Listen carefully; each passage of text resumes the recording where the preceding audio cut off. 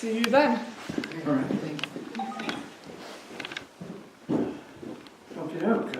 Well, I'm just going to kind of give you a rundown of what we're doing here, and we've been doing this for 50 years, and it started out in 1970 even. I was doing, houses out of beer cans, and I just kind of got the idea to do that from seeing, I was fresh out of architectural school, and I was seeing that they were talking on the news actually about clear-cutting timber in the Northwest being a problem for erosion and oxygen in the future. This is back in the early 70s. And they were also in the same time talking about beer cans being thrown all over the streets and highways, the old steel cans. And so I put the two together and said, well, if we don't want cans and we do want trees, why don't we save trees and build out of cans? Kind of what seemed to be a logical idea. Well, I got chastised royally for that. Building out of garbage freaked people out completely. That was before recycling was really much of a word, and before environmental problems and everything, before global warming was even a concept. So I started doing that. Well, anyway, I built this house out of beer cans, and it made the news all over the world. Newspapers all over the world I was getting sent pictures of it, and it's interesting because it wasn't because it was anything environmental or recycling or anything. Like I said, those weren't even words. It's because some freak in the deserts of New Mexico was building buildings out of garbage. That's it. They sensationalized the freak aspect of it. And so, but what that did was it got it around the world that we were doing that, and at first it caused just architectural students in colleges to at least be interested, not from an environmental standpoint, because nobody was caring about the environment then, not many care about it now, but it caused people to start coming, is what I'm saying. That relates to you guys. People started coming, wanting to hang out and watch what we were doing or whatever. So we ended up saying, well, you can help us if you want. And so we kind of had a student intern program. It was mostly at the beginning architectural students, and they came and helped, and it's so what I'm saying is this has been going on since 1970.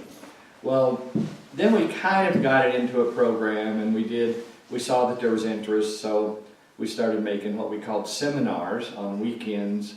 We had a weekend seminar once a month, and where we kind of taught what we were doing.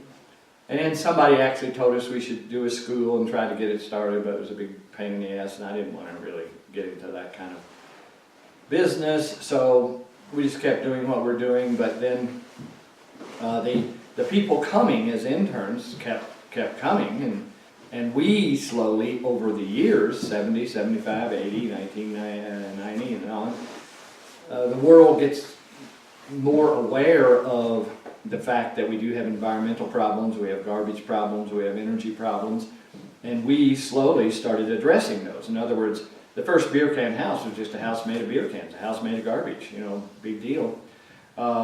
It's just a freak doing it, no problem.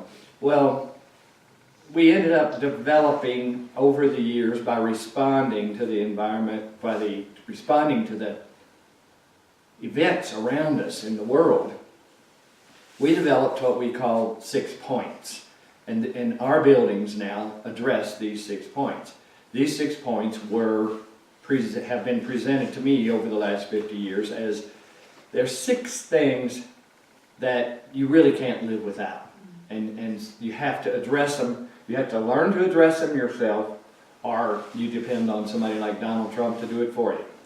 And we don't want that. So, and government agencies are hooked, married to corporate, and that's a big mess, and they're not going to do anything right unless it's going to pay them off and get them power and whatever. So we formed over the excuse me, over the years, we kind of evolved this thought that if we make buildings that address these 6 points ourselves, then we can kind of, participate in our own destiny, so to speak. We can kind of do our own thing regardless of what the rest of the world is doing, and it seems to be necessary because there's all kinds of problems with how the corporate and government entities provide us with our sustenance. And our sustenance, in our minds, is these 6 points. They are comfortable shelter that is comfortable without fuel. Now, I don't know what buildings she's going to take you in, but the new ones are like 10 degrees warmer than this. This is an old one, and it's not got as much of the thermal qualities which we teach in the academy. But anyway, the comfortable shelter is definitely the first one that doesn't require fuel. And we can do it. We do it all over the world. The new buildings right now are sitting there at 70 degrees.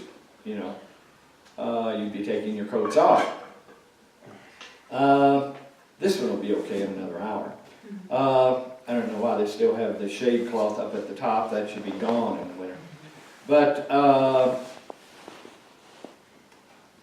comfortable shelter, you cannot do without water. Electricity, I'm not saying we're going backwards to TPs. You have to have electricity, but you can have your own electricity. You must do something with your sewage. If not, you're depending on other people to do it for you. And the sewage treatment plants, they're, a mess, and dumping sewage, collecting up sewage and delivering it to the river, whatever, to bays and lakes, whatever. Sewage treatment is not handled anywhere on this planet very well. And something to do with your garbage. We make garbage, every day we make garbage. If you don't deal with it yourself, somebody's got to deal with it for you. So it's something you must deal with. The reason I say you must deal with it, not from a moral standpoint, because if you don't deal with your garbage, hell, just these people in this room, the amount of garbage you would produce in a month would start to be a problem. Garbage is a problem. And then food, you need food. So those are the 6 things you can't really live comfortably without. You could say, well, I don't need to deal with my own garbage. Well, it's going to stack up and be a problem for you. It really is. So I don't want people to deal with those things for me. I want to deal with them myself. And so we started saying those are the 6 things that define the buildings that we're building. We call them Earthships. We make these buildings address those 6 things. And that makes it so we're kind of independent from the rest of the world if we want to be. The rest of the world is like, you have to make money to buy the treatment of those 6 things. You have to make money to buy heat. You have to buy water. You have to buy electricity. You have to buy food. You have to pay for garbage treatment. You have to pay for sewage treatment. You have to pay for all those things. And they still go down. And they're still unreliable. And they still are handled in a very stupid way, in my opinion. Like, who thinks it's like smart to deliver electricity in wires? Every time I go to a city, I look up through just wires blocking the view of the sky. They deliver electricity in wires. It's ridiculous. Every home, every building can gather electricity from the sun and wind, and you don't have any infrastructure of wires. Every home can deal with its own sewage. You don't have any infrastructure of sewage.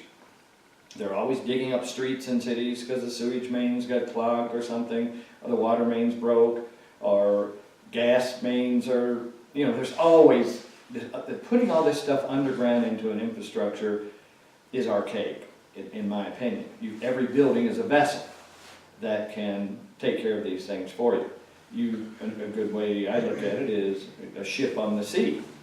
You know, a ship on the sea's got to do all these things for you. Of course, they just dump it in the ocean, but they take care of it.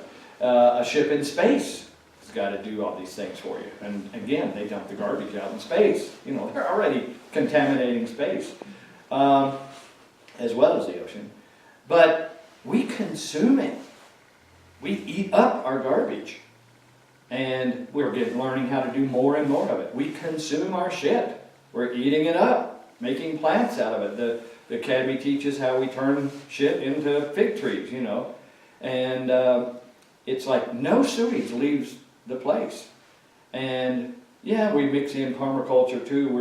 In this climate, we scrape up every drop of water we can from the rains and put it in, like over there at the classroom now, we've dug that pit right outside the west side of the big building, in front of the new little building, and it's going to get lined with rubber and put gravel and dirt back in, and it's just all the land up to the west of it is just going to, whenever it rains, run into it. It just makes we're catching water and putting it in a planter lined with rubber, so we've always got it. Just like we're catching water off the roofs to use for domestic purposes. So we're just doing everything we can to have everything we can. I did that at the Phoenix. I don't know if she's taken you to the Phoenix or if you've been in that building there. I did a scene like that at the Phoenix, a little rubber lined pit where the cisterns overflow, just to kind of salvage that water. Well, there's an aspen forest growing there now. Aspen doesn't grow down here on the mesa. People try it and they have to water the shit out of it and constantly take care of it. Nobody ever does anything to this aspen forest because we dug a hole, lined it with rubber, and catch the cistern overflow whenever the cisterns overflow. Just that much. And then, of course, whatever rains come and fall in there and run in there from the hill, it catches it. But just by beefing up the water that much, all of a sudden we got an aspen forest growing in the desert. And so it's just these little things. I look at them as, you know, we're aligning, we're encountering the natural phenomena of the planet. And we don't have, it is not and never has been and never will be perfect, but it is kind of perfect to use cans and bottles. You know, it's what trees do. Trees drop their leaves and their leaves turn to dirt to grow more trees. It all of a sudden makes garbage a resource, that thing. And water falls from the sky, power comes from the sky. It's almost, in my opinion, it's starting to get stupid not to do this. So we ended up, actually 7 or 8 years ago, actually starting an academy. The way that happened was I do lectures all over the world. I was doing a lecture at some event in Australia, and some people there were from the University of at Melbourne there, and they just grabbed me after the lecture and gave me margaritas. That helps, but and said, "You've got to do a school. We'll help you, whatever." And so they just hammered me for a couple hours on, you got to put this into a curriculum. So I came back and I did, and we did start the academy, and now the academy is like, we have 6 sessions here a year. They're month-long sessions. They address those 6 points. They're all about those 6 points, as well as how to build the building that encompasses all that. And so we started out pretty awkward and crude, but it's getting better and better. We got campus housing now that is old Earthships, that just living in them is an educational experience. You know, coming to class in a building like this, an old Earthship, is, you know, showing you that it's on its way. It's not a frigid building with no heat, but then visiting the ones that really do work, it's an education just to be in. And so you see the processes we went through. I mean, I still live in this model of Earthship, and I've got it. You know, this is, we're losing probably right now 6 degrees of temperature with that giant sage or chamisa right there blocking the sun. And the shade cloth for the summer blocking the sun. So we're losing maybe 8 or so degrees right now. But I kind of like the sage there, so I hate to cut anything on this mesa, because anything that grows. But that is nuts. That's stupid, really. You'd be having heat flooding in there. And so we'll have to do something about it. But anyway, so we, over the years, evolved. What we're building over there is a classroom because we have more people than this classroom will hold a lot of times. And it's better, it's warmer, it's going to have the power and water systems exposed for teaching and talking about it. It's going to be a better thing. Like you guys are working at 2 different places right now, but with the building you're working in over there with Rory, that's warmer than this by far. And the new little building, not the big one because it's not enclosed yet, but if you've gone in the little building over here, that place is toasty. I'd love to live in that little womb. It's like really, really just take care of you. So we've come a long way. I mean, you should have seen the first things. So we've come a long way, and it is worthy of a school now, and we do have a school. And we definitely welcome the intern program because it does, it helps. You guys are helping us, and you're getting to learn, and it's a good thing all the way around. So we're kind of in the education of it, and it's a battle all the way around. I mean, still, some places, it's I don't know, something like 50-50 or something. Some places on the planet, this is just easy to do, and we're learning. We're learning where those places are, and 2, we're learning how to manipulate and maneuver in other places that it isn't so easy, but still how to do it. And in some places it's just hard. Like 3 places that come to mind immediately are Ventura County, California. It's hard to get any permit there for any kind of building. If people ask me, what should I do in Ventura County, California, I'd say move. Sure, idiots there. Pima County, Arizona. I had an old guy. This is just how different it is. One summer I had an old guy come. He was really old, I mean, my age probably. And he had an oxygen tank on his back, and he came and he wanted an Earthship. Wanted just me to draw him an Earthship.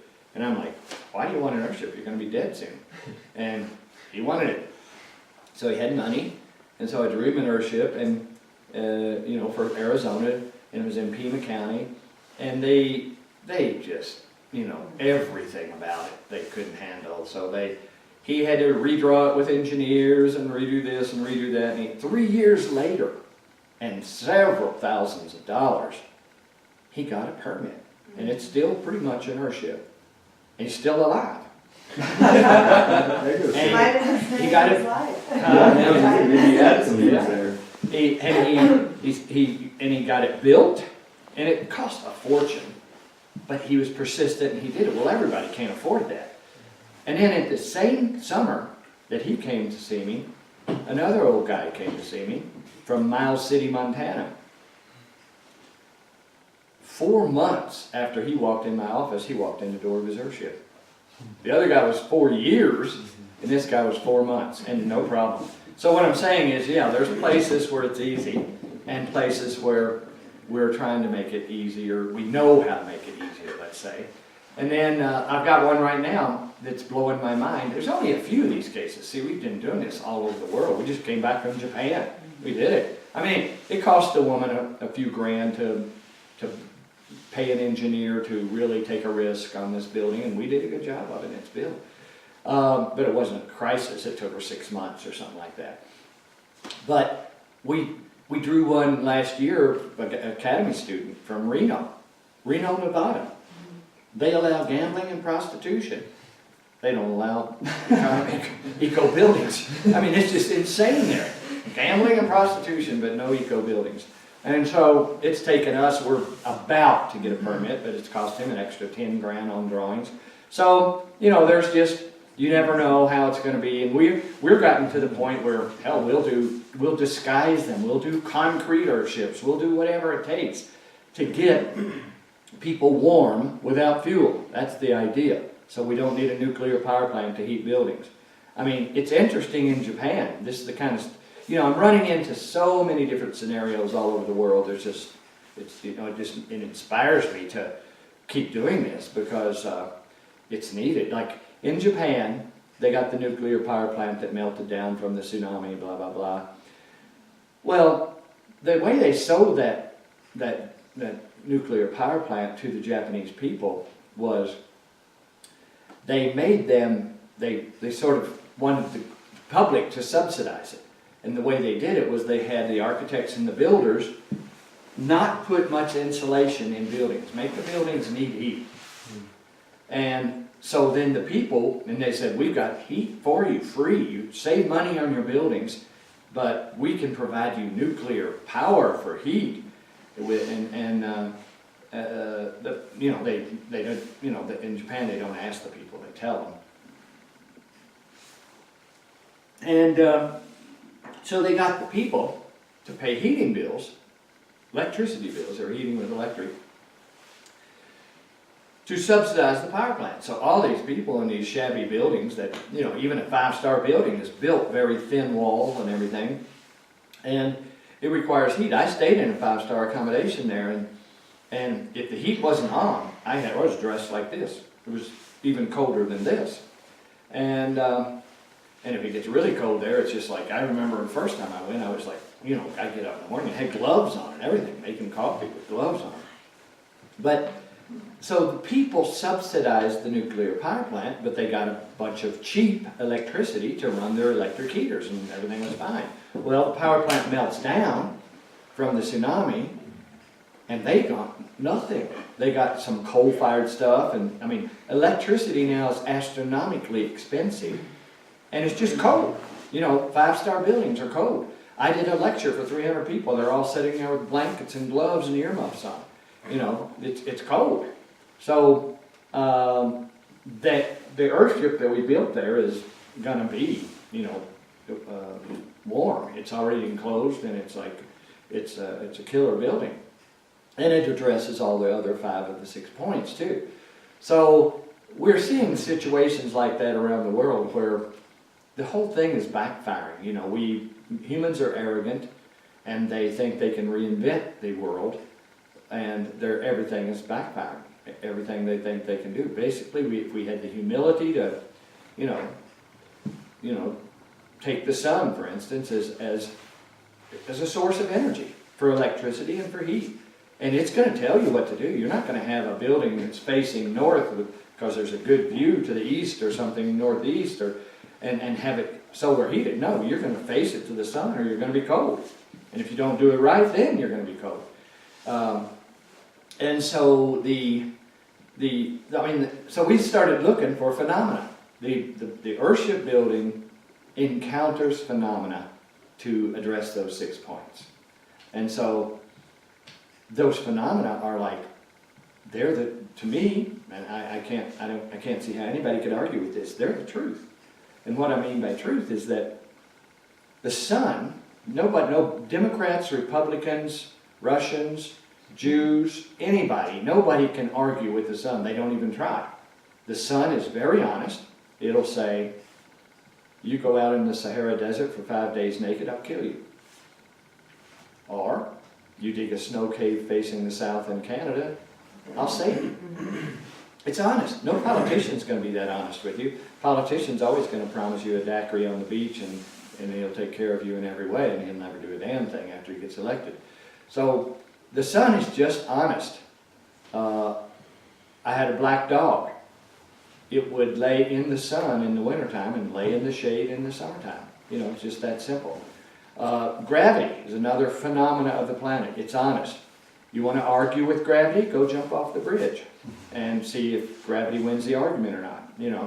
It's just so awesomely truthful and unarguable is what I call it, these phenomena on this planet. So why not let them be our guides in our things that we relate to for sustenance rather than politics and corporations, because all they're doing is making money. And they, the Japanese people, for instance, were very thrilled. They got a bunch of cheap electricity to heat themselves.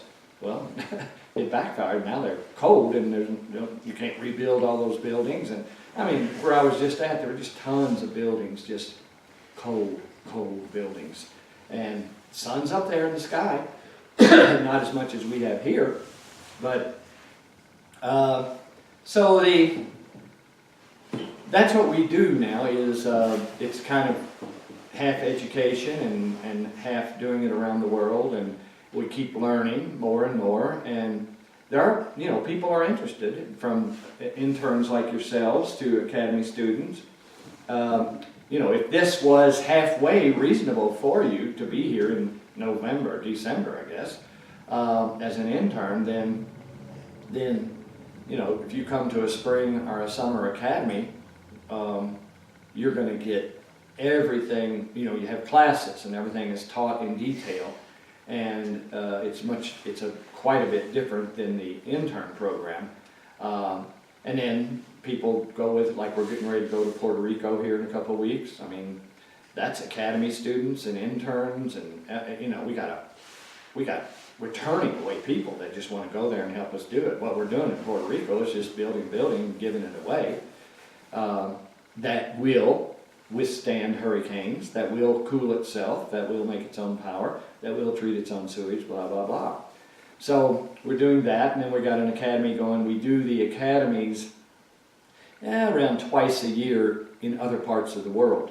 In other words, we don't run an academy here in the dead of winter, because we're just now starting winter, and it gets cold. It's too cold to have a build outside. We'll do work inside and low key, but we don't stop. But we don't want to have an academy. So we just do academies April, May, June.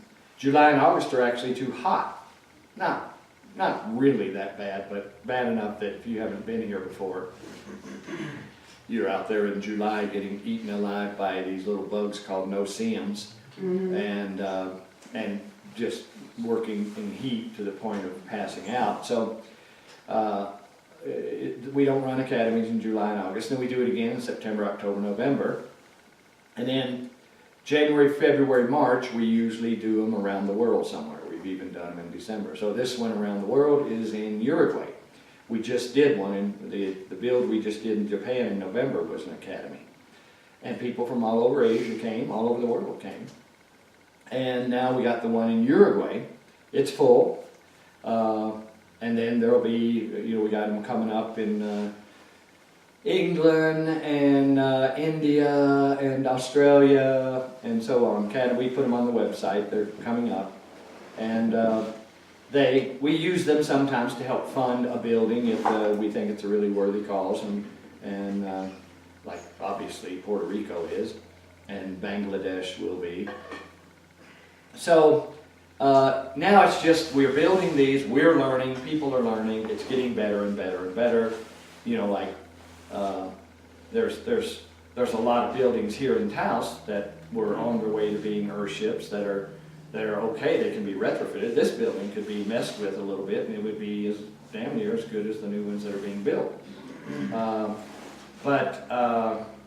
You've apparently seen it then, so you've worked in the building Rory and Gunnar are on, and that one will be, and it's not even there yet completely, and it's already, t-shirt to work in over there, and the little one over here. The big one, the big room over here, which is going to be the new classroom, we'll be doing things like bringing heat. It's too big of a space. You'll learn this in the thermodynamics section of the academy if you go, but that's too big a space to heat completely with the sun. So we'll be taking water and running it through ponds that are heated ponds, and then the pond heats the room and in the floors and stuff. We'll be experimenting with that room on heating big rooms.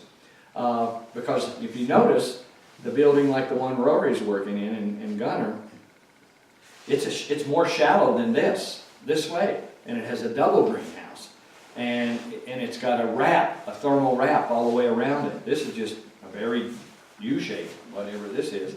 So it's got a lot of dynamics that have been added since the time of this building that make it a very comfortable building. in almost any climate, anywhere, anytime. And that means you don't need heat, and heat is huge. And then, of course, electricity is easy to figure out because of solar and wind, and getting into the whole biology of the sewage treatment and the food growing is, is just phenomenal. And the food growing, we're getting more and more into it. It's like we're starting to get into food that people don't consider it food. But see, if you're trying, this is a pathetic token of food being grown here. In the Phoenix or in the new Earthships, there's a lot of food growing, and it can even be more. We have tourists in them, so we don't go for seriously as much food as you could to try to stay alive. But we're learning about food. The more we're into this, the more we learn. One of the things we're learning about food is there's a plant that the Japanese brought to the Virginias and Carolinas that's called kudzu. And it takes over the forest. It just, I was just back there during a lecture, and it's just got forests that are just covered with this vine, and they hate it. Well, what the truth about it is, they call it invasive and everything, and they're trying to kill it, and it's nutritional, and it's medicinal. And you can just pick the leaves and eat it. I've got it growing over here in the offices.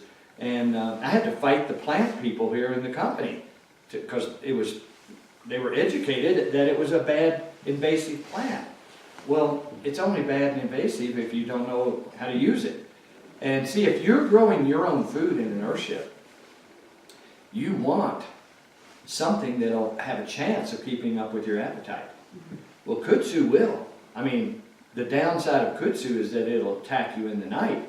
You'll be covered in your bed. I mean, but kudzu could keep up with your appetite. You can grow great tomatoes, but you got to really work to keep them to keep up with you. Cucumbers, you can grow anything. In the Phoenix, we grow anything. Or any of the buildings, we can grow anything. But I'm looking for things that just take off and feed you. Boom. The whole world, especially the U.S., spends billions of dollars trying to kill dandelions. Mm-hmm. And the dandelion greens are one of the best things you could possibly eat. People are starving in cities, and between the cracks of the concrete, dandelion greens are growing up, and people are trying to kill them. So many ways that we're dealing with food in a stupid way. And I like steaks and margaritas, and I like everything. But I know that's not going to last, and I know what you have to do to the world to give that to everybody, and it's not good. And so, so we're learning biology. We're learning 8th grade biology to try and make our attempt at sustenance be better. And we're learning 8th grade physics to try to make our attempt at sustenance to be better. So what I'm saying is, this is really just application of 8th grade biology and physics, and a little bit of logic, and a little bit of work. And it's making something that is affecting, it's kind of getting viral. Like we've just had 2 videos out that we didn't do. Some people did them. BuzzFeed did one, and 60 Seconds did another. The BuzzFeed one has got 26 million views at this point. And it hadn't been out very long. And the 60 Seconds one is approaching 40 million views. And so people around the world are interested in this direction. I very quickly point out to everybody that we aren't doing this perfect. We've got a legacy behind us of mistakes. We've learned from those mistakes. We're willing to make mistakes and learn from them, because you don't learn from success. You learn from mistakes. But it's getting better. The buildings get better and better every year. We're trying to get them more and more economical every year.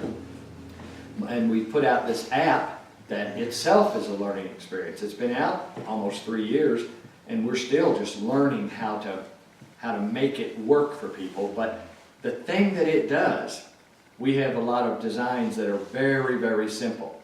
We call them Simple Survival, and a new one's out now called the Encounter, which is, it'll work as good as the new Earthships, but it'll be, 60% of the cost because it's just the way we've learned to detail it. And the construction drawings for these buildings are on the app. And it took us a while to figure it out so that people can take the app on their iPhone or their Android and click on the instructions the way it says do it, and send them to your laptop as, you know, JPEG documents that you can print out in color, 11 by 17, and you have a set of construction drawings. And there's like a dozen buildings on there, but the latest, you know, the newer ones are, the one we just put on there was the Encounter. And I'm getting ready to build it on spec myself here. I think it's the compact car of housing. You know, it's the house that will take care of you on this planet that lots of people can afford. The global models that you see around here that you're building with Rory, you know, the building you're building with Rory is a $500,000 building. Who can afford that? We have to produce them to show that you know, group of people on the planet that they don't have to buy $500,000 buildings that require heating and cooling and power and water and sewage. They can at least get their fancy building to take care of them, and so it doesn't you know, tax the planet. But that's the majority of the people can't afford that. You know, 200 grand or less is a decent price for a house. In Melbourne, Australia, it's more like 800 grand. People are living together in apartments. I mean, it's ridiculous there.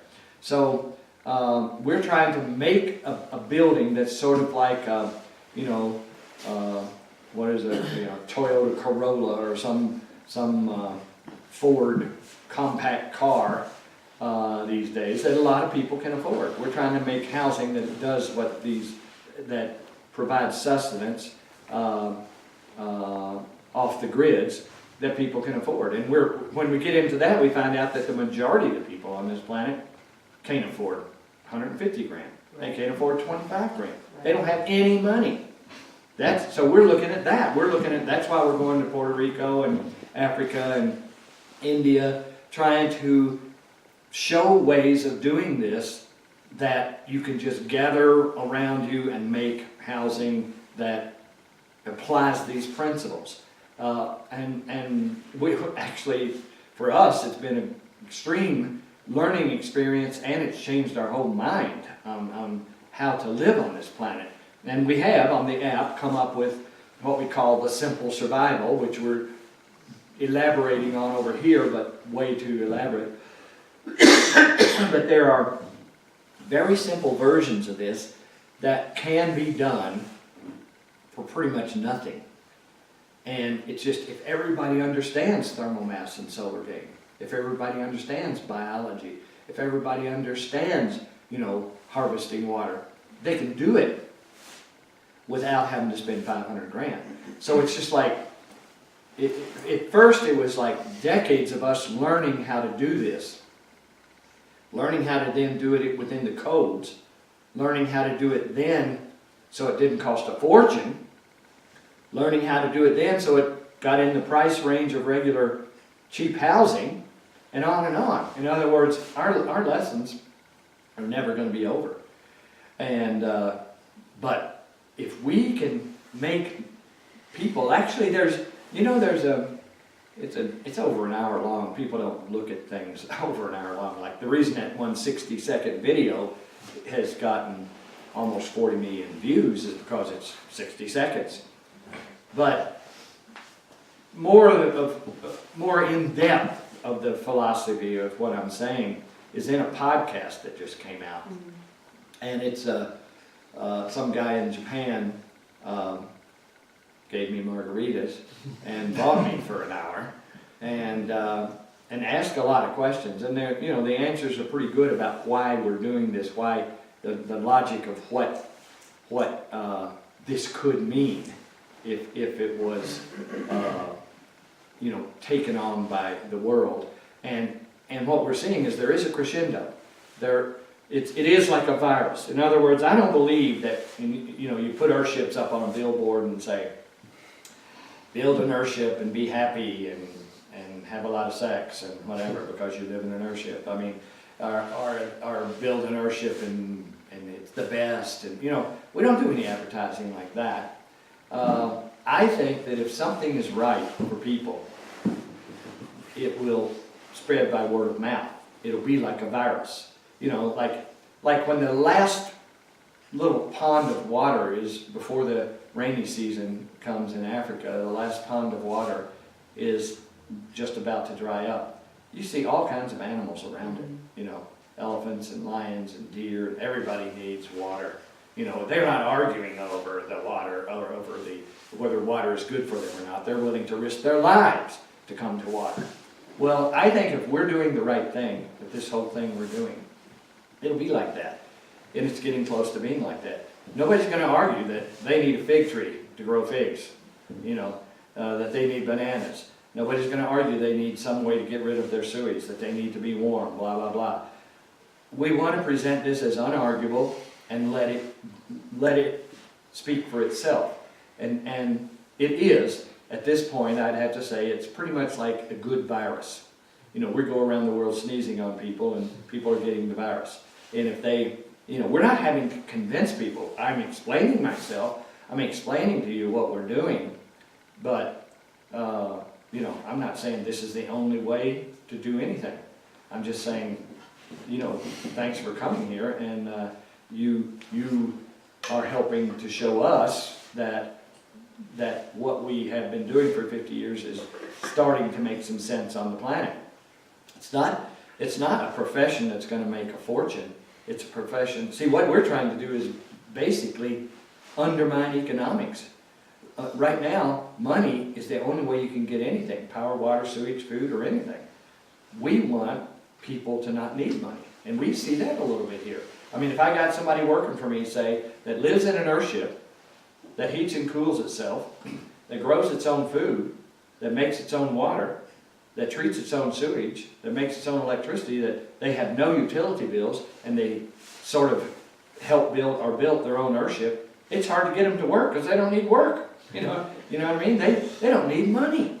If we can take people and make it so they need money much less. Yeah, you need to buy clothes if you can't make them or whatever, and you need a car or whatever, but these things are not sustenance.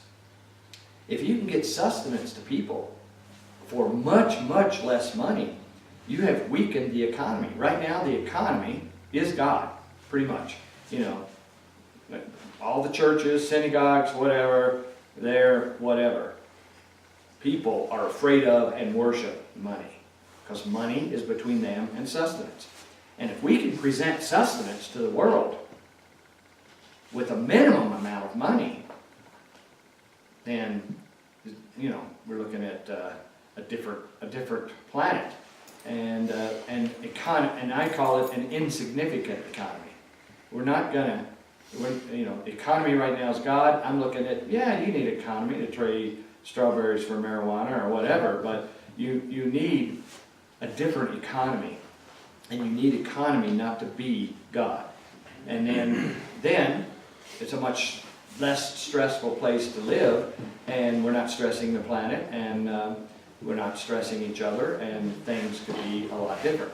So I'm looking at this as a whole lot more than eco-building and recycling and stuff like that. And that podcast, I forget the name of it, but it's out there somewhere. You could, I forget the name of the guy's. He's got a good little podcast thing. But some of this stuff being said in there is pretty good. But the biggest problem with it, it's an hour long. Anything that we want to get out there, we just put it out. We put it out in 60 seconds or less, and that's the best way. People's attention spans are different these days. But anyway, that's kind of a look at where we're at, what we're doing, and you know, I advise anybody that's seriously into this to get on to other bills around the world. They're all put on the website. Go to the academy. Keep doing this one way or the other for yourself and for a lot of people. You know, all of our crew pretty much has come through the academy. There's a couple people that haven't, that just came through before there was an academy. that came as interns and whatever. Pretty much all of our crew either came as interns or academy. We don't just hire people out of college that have some kind of skill or degree, because none of that really means anything. We have people that come through the intern program and then through the academy, and they are Gunner, for instance, teaching you right now and doing a damn good job. And Lauren, you know. So it's like the academy is growing the whole situation for us. So anyway, thanks for coming. Lauren will be back over here in a little bit, and good luck. There she is now. Thank you.